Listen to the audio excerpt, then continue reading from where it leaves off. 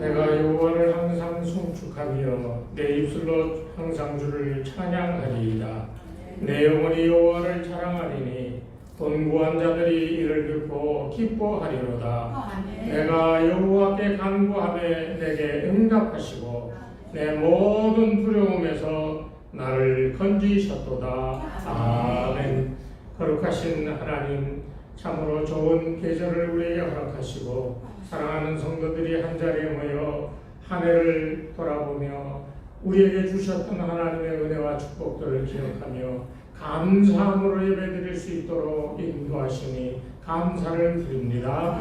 이 시간을 통하여 하나님께 드리는 우리의 감사가 진정으로 드리는 예배가 되게 도와주셔서 하나님 기쁘게 받으시고 하나님의 그 놀라운 것들로 사랑하는 성도들 이 예배 시간 가운데 주님 친히 오셔서 축복하시며 채워주시며 회복시켜주시는 놀라운 은혜가 있게 도와 주시옵소서.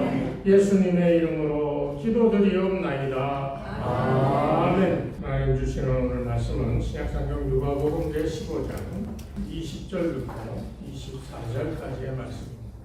목소리로 함께 봉독하겠습니다. 이에 일어나서 아버지께로 돌아가니라. 아직도 거리가 먼데 아버지가 그를 보고 주인에게로 달려가 목을 안고 입을 맞추니 아들이 이르되 아버지 내가 그러니까 아버지께 죄를 지었사오니 지금부터는 아버지의 아들이라 그 걸음을 감당하지 못하겠느니라. 아버지는 종들에게 이르되 제일 좋은 옷을 내어달라 입히고 손에 가락지를 끼우고 발에 신을 신으라. 그리고 살뜰 소만을 끌어다가 잡으라. 우리가 먹고 주리라. 이 내 아들은 죽었다가 다시 살아나느니라. 내가 이랬다가 다시 얻는노라하니 그들이 즐거워하더라. 아멘. 할렐루야. 우리 주님의 은혜의 평강이 추수의 계절에 여러분 삶을 풍성하게 하시는 은혜로 함께 하시기를 주의 이름으로 축원합니다. 우리가 추수감사절이 되어서 비로소 1년을 돌아보며 감사하는 그런 마음의 여유를 가지게 되지만 사실 감사는 추수감사절 때만 하는 게 아니에요. 우리가 쭉 우리의 이 신앙 이력을 돌아보면 우리가 평상시도 감사하나 그래서 감사함도 드리지만은 그러나 마음에 진정으로 감사함을 가지고 의미를 가지고 감사를 드리는 것은 추수감사절이더라는 거예요. 교회에서 그렇게 정하니까 그거 따라서 그렇게 한다는 거지요. 그러나 여러분 평상시의 감사가 여러분의 삶을 얼마나 풍성하게 하는지를 체험하셔야 됩니다. 이게 왜 중요하냐? 다 잊어버리고 있다가 한 번쯤 기억하여 행하는 것보다 작지만 그러나 작은 것에서부터 하나님의 은혜를 감사할 줄 아는 마음을 가지고 살아간다면 어느 쪽을 더 하나님이 기뻐 받으시겠습니까?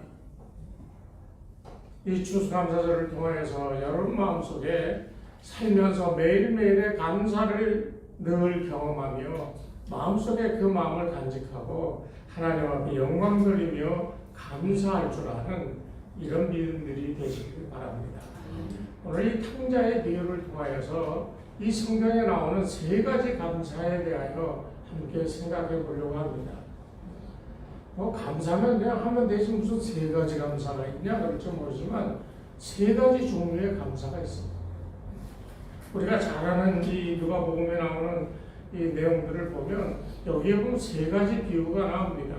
하나는 어떤 목자가 양 100마리가 있는데 한 마리를 잃어버려가지고 그것을 찾느라고 막 들판을 헤매다가 마침내 찾았다라고 하는 이 비유가 나오고, 두 번째는 어떤 이 가정주부가 이 동전을 10개를 가지고 있었는데 하나를 잃어버렸어. 그래서 불을 켜고 온갖 청소하듯이 부지런히 집을 쓸고 닦고 하면서 찾아내서 그걸로 인하여 너무 기뻐서 더불어 기쁨을 나누었다. 그리고 세 번째 나오는 비유가 바로 이 탕자의 비유예요. 둘째 아들이 아버지 재산을 다 가지고 나가서 다 이 허비하고 아버지께로 돌아와 아버지께 사랑을 다시금 받게 되었다라고 하는 이런 세 가지 비유가 나오는데요. 여러분 한번 생각해 보세요. 첫 번째 비유는 100마리 가운데 한 마리 잃어버렸어요. 100분의 1을 찾았잖아요. 두 번째, 이 여인은 10개 가운데 하나를 잃었어. 그러면 10분의 1을 잃어버렸다 찾은 거잖아요. 그렇죠? 그런데 이 탕자의 비유는 어때요? 아들 둘인데 하나를 잃어버렸다 찾았으니까 이건 2분의 1을 잃어버렸다 찾은 게 돼요. 어느 게 클까요? 어느 게 더 감사하고 기쁠까요? 100마리 가운데 하나를 잃어버렸다 찾은 거, 10개 가운데 하나를 잃어버렸다 찾은 거, 둘 중에 하나를 잃어버렸다 찾은 거, 어느 게 더 큰 감사가 있겠냐는 거예요. 반을 잃어버렸다가 찾은 이게 더 크고 기쁘지 않겠습니까? 여기에 더 큰 감사가 있지 않겠냐는 거예요. 셈법으로 따지자면 그런 거예요. 2분의 1을 잃어버렸다 찾았던 이 아버지의 기쁨이 얼마나 크고 그 탕자의 아버지에 대한 감사는 또 얼마나 크겠냐는 것을 생각해 볼 수 있는 대목이라는 거예요. 이 내용을 우리가 너무나 다 잘 알아서 간단하게만 얘기하고 넘어갑니다. 유대인은 이 법적으로 자식이 둘이 있으면 아버지가 이 상속할 때에 장남에게 3분의 2, 차남에게는 3분의 1을 상속하게 돼 있어요. 그러니까 이 둘째 아들은 아는 거야. 아버지 재산이 100이라고 그러면 뭐 그 가운데 3%는 내 거야 라고 하는 걸 알고 있어. 아버지 집에서 아버지가 시키는 대로 뭘 하려니 짜증나고 귀찮고 나는 좀 더 화려하게 놀고 싶고 그런데 아버지는 그 못하게 하니까 아버지 곁을 떠나려고 마음먹었다는 거예요. 그리고 유대 율법대로 정해진 아버지 차남에게 주는 재산 3분의 1을 지금 주십시오. 그리고 그 3분의 1을 받아가지고 떠난 겁니다. 아버지가 큰 부자였기 때문에 3분의 1이라 할지라도 엄청난 재물이었을 것이다라고 상상이 되는 그런 이 대목이잖아요. 큰 부자들 보십시오. 뭐 재벌까지는 아니더라도 큰 부자들 3분의 1 재산을 유산을 상속받으면 그 돈이 뭐 몇 천만 원 정도로 끝납니까?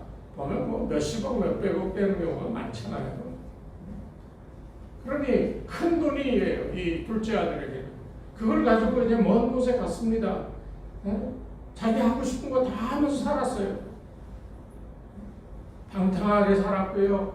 돈이 많으니까 친구들이 찾아와서 많은 이 친구들이 옆에서 같이 어울려 줍니다. 아, 축켜 세워주고요. 아, 네가 최고라고 그러고요. 아, 그러니 이 둘째 아들은 얼마나 으쓱했겠어요. 그래서 아낌없이 친구들과 어울려 방탕하게 사는 그 삶에 아낌없는 이 자기 받아온 유산의 일부분들을 쓰기 시작한 거예요. 거기에 또 그 친구들과 어울려서 그냥 방탕하게만 놀았겠어요. 많은 여인들도 있었을 거예요. 그렇게 많은 이 재물을 가지고 그 자기 이 몫을 자기 마음대로 쓰는 것에 만족스럽게 여기면서 살아가고 있었다는 거예요. 여기 중요하게 생각할 부분이 그겁니다. 자기 몫을 가지고 자기가 만족하게 쓸 수 있는 삶이 행복한 삶 같지만은 여러분 꼭 기억하셔야 돼요. 자기 마음대로 쓸 수 있는 삶은 어떻게 보면 행복하고 즐겁고 좋은 삶 같지만은 그러나 그 결말을 보면 항상 비참해질 수밖에 없다는 것을 알아야 됩니다. 그래서 우리나라가 60, 70년대 경제개발을 시작하면서 내걸었던 게 뭡니까? 근면성실. 그렇죠? 아버지들은, 어머니들은 그때 정말 하루 종일 나가서 일하고 지친 몸을 끌고 집에 들어오면 자식들은 언제 교육을 시킬 수 있었어요? 그냥 겨우 밥해서 먹이고 그러고서 또 자고선 새벽같이 나가서 그렇게 사셨던 게 우리들 뿐만 아닙니까? 그 근면하고 성실함이 그 어려웠던 보릿고개가 있었던 그 시절을 넘어 오늘날 같이 우리가 잘 된 거예요. 그런데 오늘날 우리는 어떻게 살고 있어요? 있으면 있는 대로 그것 가지고 나를 만족시키는 삶을 살아가고 있잖아요. 대부분. 그게 만족이 안 되면 불평불만을 늘어놓고 부모 간에 자식 간에 형제 간에 불화를 일으키고요.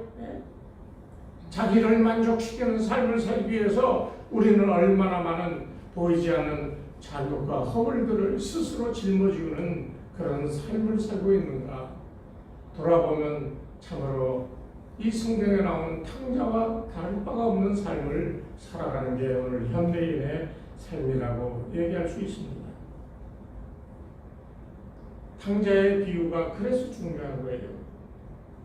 그냥 비유에 성경에 나오는 이야기로 끝나는 게 아니라 이 이야기는 우리에게 현대인들에게 많은 것을 시사합니다. 많이 가졌으면 대부분 사람들은 겸손하기보다는 교만하고 검소하기보다는 뭔가 낭비하며 허세를 부리고자 남들보다 더 좋은 것들을 취하여 자랑하고 남들보다 더 높은 위치에 있는 듯한 그런 느낌을 가지고 살아가기를 원하잖아요. 옷 하나를 사도요, 아울렛 같은 데 가서 한 1, 2년 지난 거 싸게 해서 사 입으면 있는 사람들, 야, 너 그거, 옷이 그 작년에 유행하던 거 아니야? 재작년에 유행하던 거 아니야? 이러면서 사람을 비하하잖아요. 여러분, 그런 일들이 우리들 주변에는 얼마든지 있다는 것을 알아야 됩니다. 이 둘째 아들은 자기 몫을 자기의 만족을 위하여 사용하다 보니까 점점 재산이 줄어들었죠. 돈이 없어졌습니다. 그런데 또 기근이 들었어요. 그래서 배불리 먹을 수가 없어. 그래서 남의 집에 돼지를 치는 그 일로 들어갔어요. 그런데도 배가 만족스럽게 먹을 수가 없으니까 돼지가 먹는 먹이인 쥐염 열매를 그것을 먹고 비참한 삶을 살게 되잖아요. 그래도 하나님의 은혜는 존재하는 거예요.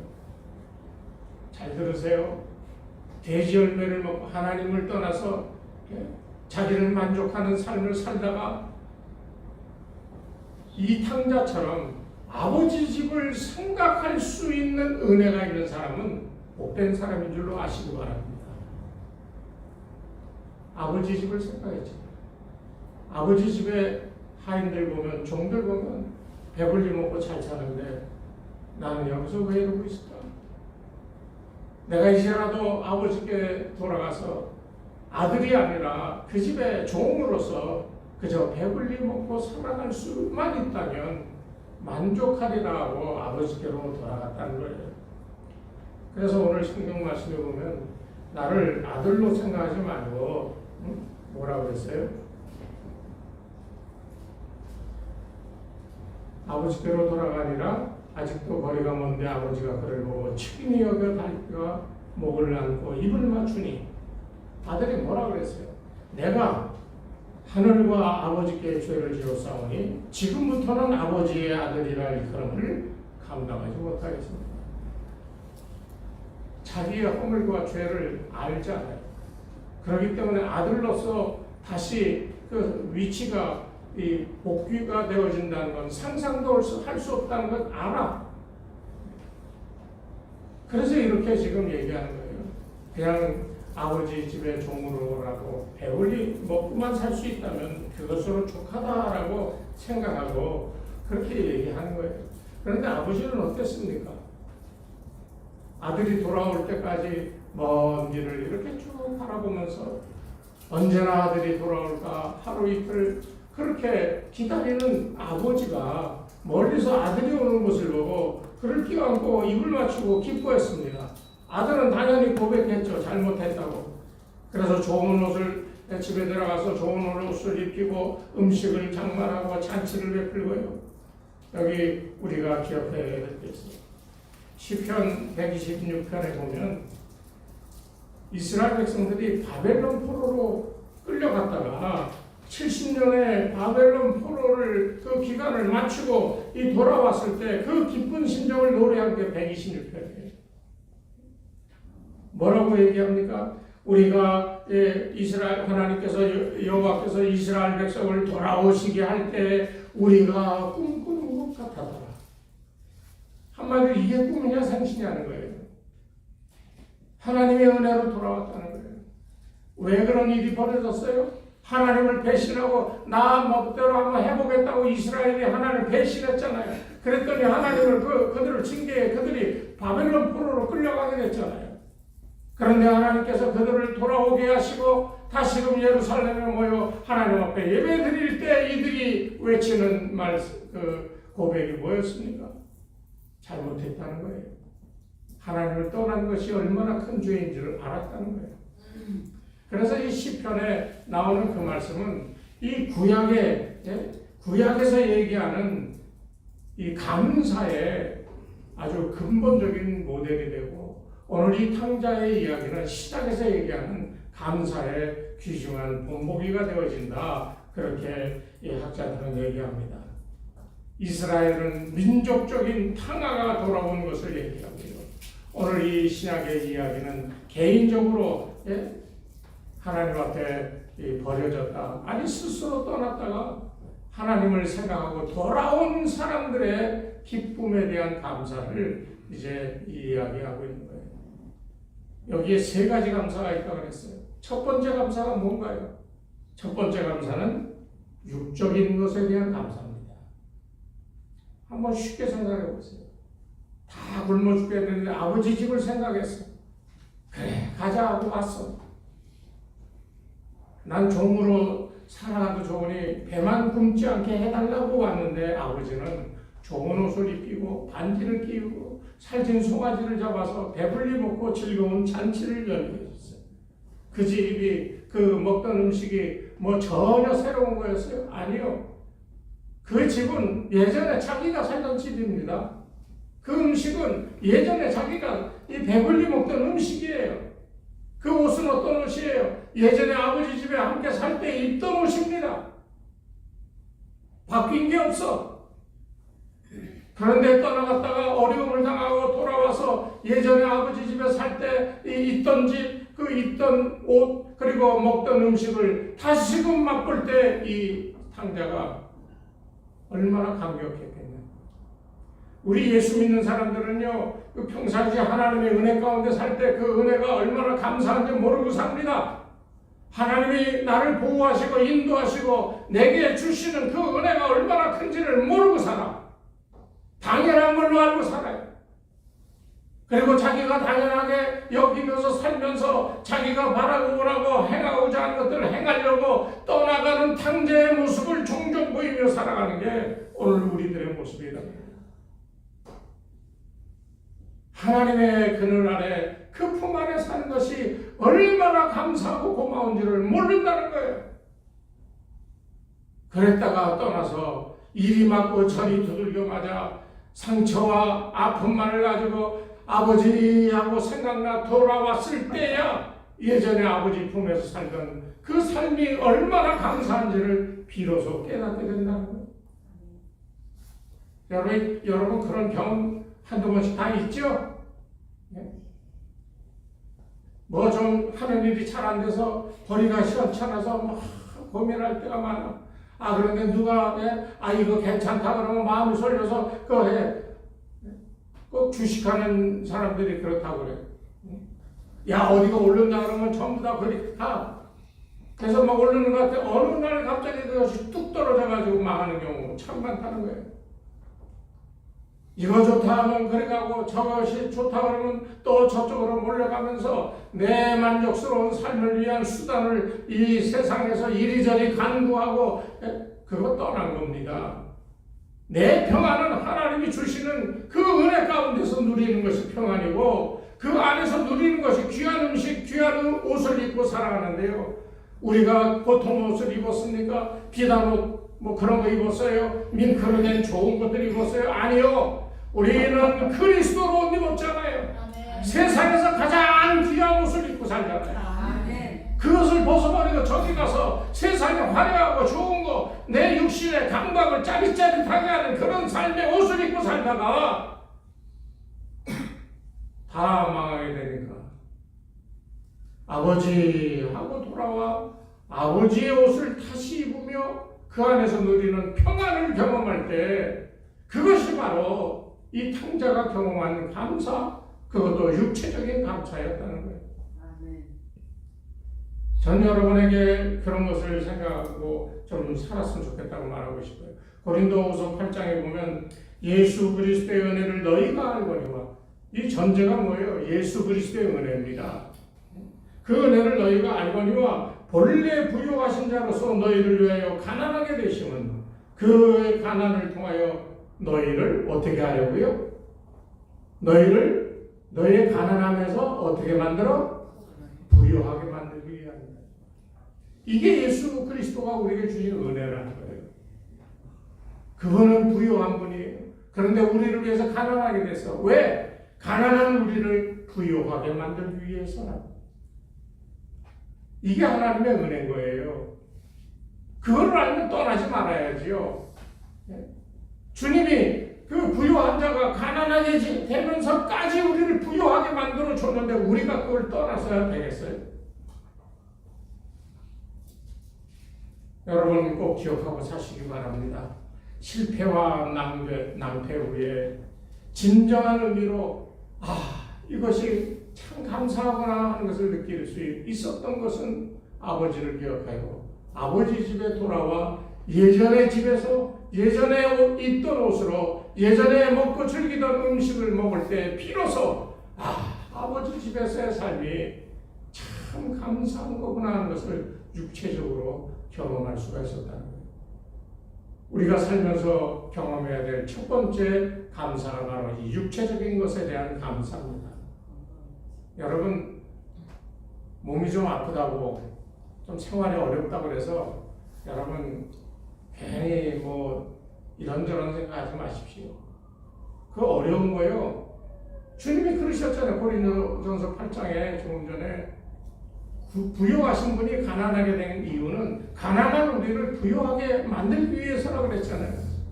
여러분 세상에서 뭘 해도 여러분 부유하게 되겠습니까? 예수 믿는 믿음의 사람이라면 예수 안에서 부유해지는 이것을 체험하고 감사해야 돼. 생활이 나아져야 돼. 예수 안에 살아갈 때 그가 나를 인도하여 부유케 하심을 체험함으로 육체적으로도 여러분 삶에 감사가 넘치는 이런 인생이 되어야 된다는 겁니다. 믿습니까? 이것을 경험해야 돼요. 첫 번째. 두 번째는 영적인 감사예요. 이 탕자가 돌아올 때 이제 아버지 집에 가면 달걀하고 막 룰루랄라 하고 노래하면서 그렇게 돌아왔겠어요? 오면서도 마음이 조마조마하죠. 아버지를 뵐 면목이 없잖아요. 그러면서 과연 내 아버지가 나를 용서해 줄 것인가? 나를 받아주실 것인가? 아버지가 나를 야단치면 나는 어떻게 될까? 아무리 생각해도요. 이 탕자의 마음에는 아버지를 설득시키고 아버지가 나를 귀하게 대해주고 용서해 줄 일이 하나도 없는 거예요. 그러니 마음이 얼마나 삐쩍삐쩍 마르고 얼마나 애가 타겠어요. 그런데 왜 돌아가요? 돌아가지 않으면 굶어 죽을 것 같으니까 돌아간 거예요. 그러니 그 마음이 얼마나 초조하고 아버지를 생각할 때마다 죄스러워서 아버지가 나를 내치면 어떡할까? 걱정과 근심을 가지고 아버지께 갔어요. 그런데 그 아버지는 어떻게 했어요? 먼저 달려나왔어요. 마치 아버지가 먼 곳에 서서 아들이 올까 하고 쳐다보다가 아들이 오니까 뛰쳐나와 막 뛰어와 아들 끌어안고 입을 맞추면서 그를 데리고 가 좋은 옷으로 입히고 반지를 끼우고, 반지를 왜 끼워요? 상속자 중에 하나라고 하는 것을 알려주는 그 징표가 반지거든요, 그 당시. 그리고 살찐 음식을 잡아 잔치를 베풀어줬어요. 아버지의 마음은 무슨 마음이겠어요? 아들이 그랬어요. 내가 하늘과 아버지께 범죄했습니다. 면목이 없잖아요. 이렇게 잘해주는데 내가 거기서 당연하다는 듯이 그래 아빠 고마워 하고 막 먹고 마시고 이럴 수 있어요? 그럼 그건 인간이 아니지요. 아버지가 그렇게 잘해주는데 정말로 면목이 없습니다. 정말로 내가 아버지께 죄졌다는 걸 알고 아버지 앞에 겸손하게 감히 용서해달라고 하는 말도 할 수 없을 그런 상황이었습니다. 그런데 아버지는 왜 좋은 옷을 입히고 음식을 잘 장만하여 잔치를 베풀어 줬겠어요? 이미 아버지는 아들을 어떻게 했어요? 용서했기 때문입니다. 완전히 용서해 줬어요. 품꾼으로서 먹고 살게 해준 게 아니라 아들의 위치로 다시 회복시켜 줬어요. 이게 얼마나 큰 은혜입니까? 둘째 아들을 또 변호해 줍니다. 왜? 첫째 아들이 와가지고 그러잖아요. 아니 아버지 어떻게 저 아버지 재산 갖고 와서 다 허비하고 그리고 돌아와가지고 저런 애를 어떻게 다시 그 방탕함으로 재산을 다 잃어버린 애들을 저 애를 다시 받아들여 아들로 삼을 수 있습니까? 어떻게 저 아들을 위하여 살찐 송아지를 잡아서 잔치를 베풀 수 있습니까? 나는 친구를 위해서 염소 한 마리도 잡아주지 않았는데 어떻게 아버지 이럴 수 있습니까? 나는 아버지 곁에서 열심으로 일했는데 그때 이 아버지가 뭐라고 그럽니까? 얘야, 이 아들은 잃어버렸다가 찾았지 않냐? 죽었다가 살아났지 않냐? 그래서 이렇게 해주는 거라고 첫째 아들을 변호합니다. 그런 이 아버지를 보면서 이 둘째 아들은 뭘 생각했겠어요? 아버지의 그 큰 사랑을 생각할 수가 있지 않겠습니까? 예? 몸으로 지금 먹고 마시어서 육체가 회복되어져서 감사하는 거 뛰어넘은 그 마음속에 우러나는 아버지를 향한 사랑과 감사가 있지 않겠냐는 거예요. 이렇게 저렇게 생각하던 그 삶이 다 정돈이 되고요. 오로지 먹고 마시며 육체의 편안함을 인하여 감사합니다라고 느끼는 육체적인 것 이외에 그 마음에 그 영혼에 아버지가 나를 이렇게 사랑하여 나를 이렇게 변호해 주시고 이렇게 먹여주시니 아버지 감사해요 마음속으로 느끼는 이 영적인 감사가 이 둘째 아들 가운데 있었다는 거예요. 여러분 그렇지 않겠어요? 남편이 아내에게 여보 한 해도 참 수고했지. 그 연말에 다 좋은 레스토랑에 데려가서 음식을 사주면서 여러분 고생했어요 뭐 하고 목걸이로 하나 비싼 건 아니야. 뭐 한 1,000만 원 정도밖에 안 돼. 그걸 딱 사서 줬단 말이에요. 그럼 아내가 그거 여보 고마워 이러겠어요? 마음도 고맙지 않을까요?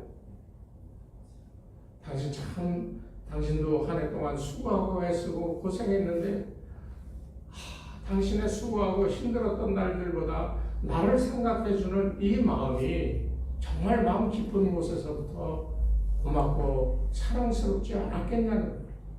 하물며 죽을 뻔했는데 다 포기하고 왔는데 자기가 포기했던 모든 것들을 회복시켜 주시는 아버지를 바라보며 그 마음속에 아버지에 대한 진정한 감사가 있지 않았겠어요. 여기에서 아버지는 하나님을 가르칩니다. 그리고 큰아들은 유대인을 가르쳐요. 그리고 둘째는 바로 우리 이방 사람들 하나님 몰랐다가 하나님 몰라나 하고 떠났다가 예수를 알고 돌아온 우리들을 얘기합니다. 지나친 이 비유일지 모르지만 우리들은 다 이 두 번째 아들에게 속하는 그런 사람들이에요. 두 번째 속한다라고 하는 말은 허랑방탕하고 살았다라고 하는 이것을 탕자의 이미지를 가져라는 말이 아니에요. 이미 우리 인생은 주님을 떠나 죄 가운데 살았기 때문에 탕자나 마찬가지야. 그런데 그리스도 예수를 믿고 다시 하나님 아버지께로 돌아와 아버지 안에 속한 자가 되었어요. 지난주에 설교 말씀드렸죠. 예? 에덴 동산에 살던 아담과 하와의 그 모습 속에 하나님께 속한 삶을 살 거냐, 아니면 마귀에게 속아서 죄 속에 살아가는 그 인생에 속할 거냐, 둘 중에 하나밖에 없다고 그랬잖아요. 오늘 여기서도 바로 그것을 다시 한번 얘기하는 겁니다. 우리는 어차피 세상에서 탕자처럼 막 굴러다니고 살다가 하나님께로 돌아온 사람들이에요. 하나님께 속한 사람이에요. 하나님이 나를 보호해준 인생이 됐어요. 여기에서 더 무엇을 바라겠습니까? 나는 하나님께 속해서 감사해요. 하나님 아버지 고맙습니다 하고 세상에 나가 세상 것들을 위하여 모든 것을 다 허비하겠습니까? 또다시 탕자가 되겠습니까? 그럴 수는 없잖아요. 그러니까 하나님 품 안에 내가 안겨있다라고 하는 것을 인하여 감사할 줄 알아야 된다. 이 감사가 진짜 감사인 거예요. 육체적인 감사, 그리고 영적인 감사, 이 두 가지가 하나가 돼요. 하나님 속 안에, 하나님 품 안에 속해 있는 그런 존재가 되었다. 하나님의 형상이 회복되어졌다.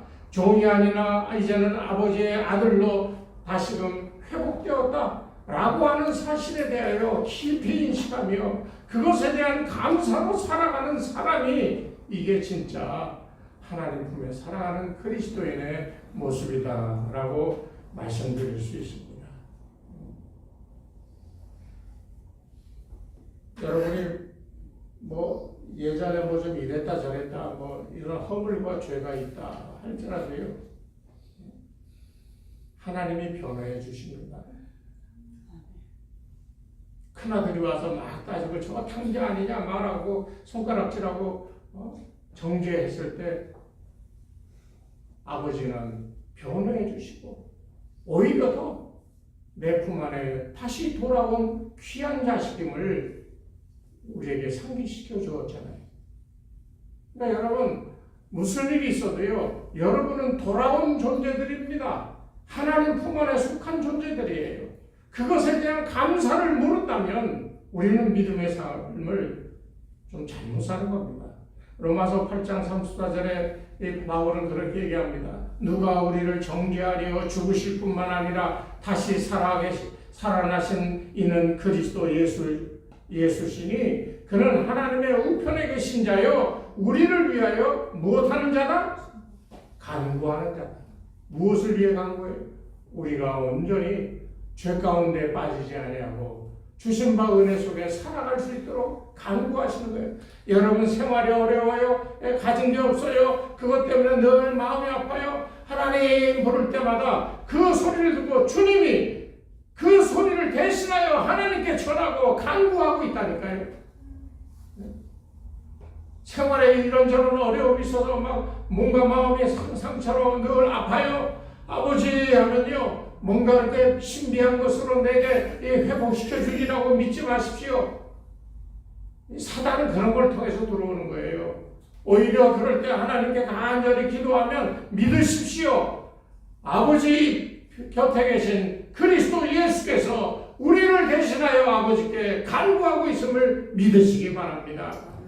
하나님 아버지는 그 아들 예수의 이 간구하는 이 부탁하는 모든 것을 100% 들어 응답해 주시는 거예요.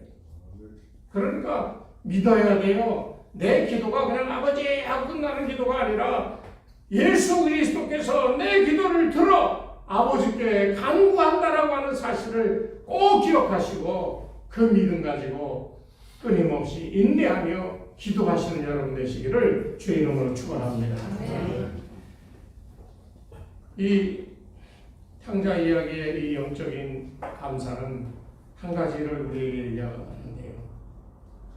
탕자가 떠나갈 때는 아버지는 더 이상 내게 필요 없다. 아버지의 재산만 내 것으로 만들 수 있다고 하면 아버지의 간섭 없이 내 마음대로 살 수 있다라고 하는 마음이었잖아요. 그 마음을 가지고 떠났습니다. 그런데 재물을 탕진했어요. 주위 사람들이 손가락질하며 자기를 멸시합니다. 그런 가운데 때는 이미 늦었지만 그가 할 수 있는 것은 아무것도 없었지만 그저 대리우리에서 돼지 열매로 먹이인 이 줌 열매로 줄임배를 채우는 것밖에 할 수 없었지만 이젠 다 끝났구나 라고 하는 순간이 우리에게는 참으로 중요하다는 것을 알아야 돼요. 탕자는 아버지를 기억했잖아요. 비로소 내가 버려진 게 아니라 내가 아버지를 버리고 세상을 버렸다는 것을 알게 돼요. 눈이 열렸어요. 아, 세상이 이런 거구나. 아버지 집이 이게 정말 좋은 것이구나. 내가 바라고 원하던 세상은 이런 거구나 하고 세상을 알아버렸어. 세상을 보는 눈이 열렸어. 뭐가 좋은지 알게 됐어. 그래서 아버지 집으로 간 거예요. 여러분도 이 믿음을 가지셔야 됩니다. 아버지의 집밖에 없다. 아버지는 보기 싫어도 아버지입니다. 아버지는 우리에게 아버지로서 할 일을 다 해주시는 거예요.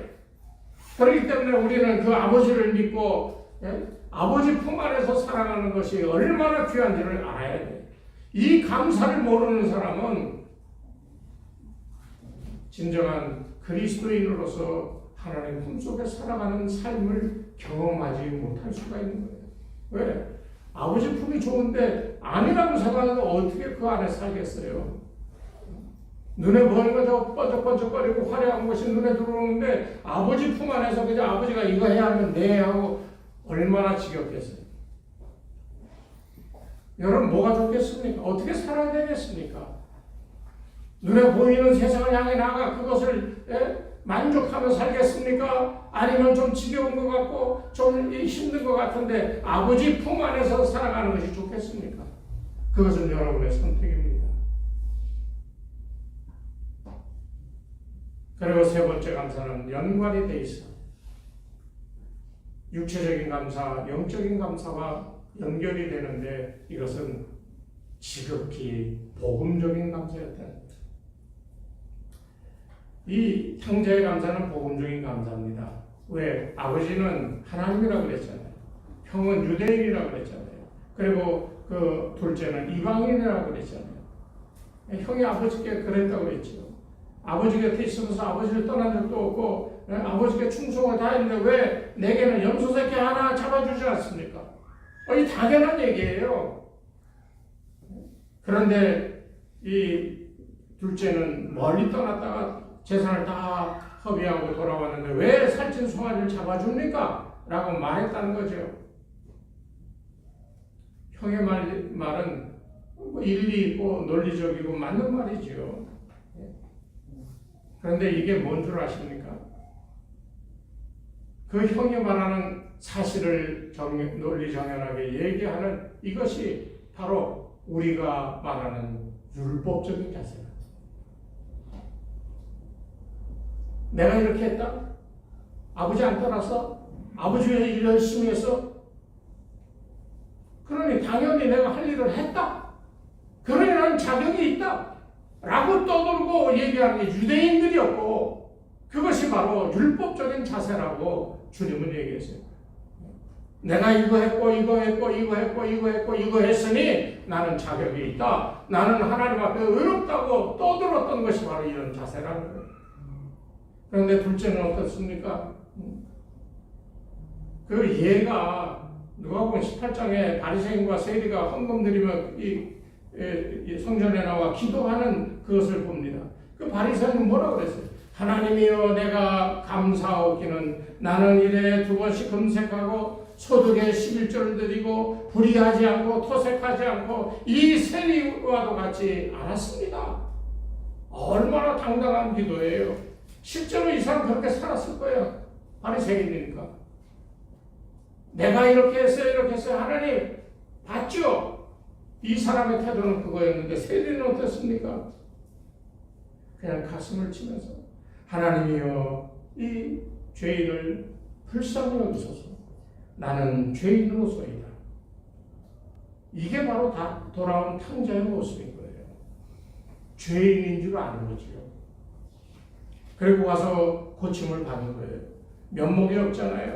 자기 몫은 다 이미 다 가져다 다 먹어버렸잖아요. 네? 그런데 아버지가 구해줬어요. 이게 구원의 개념이에요.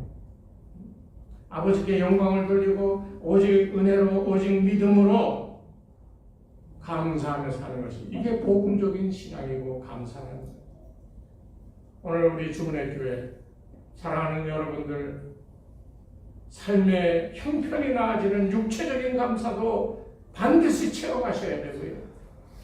그 안에 있는 하나님의 나를 보호하시고 인도하여 나를 지켜주셨던 그 아버지의 사랑을 깨닫고 마음 깊은 곳으로부터 영적으로 감사할 수 있는 이런 믿음의 삶이 되어지시기를 바랍니다.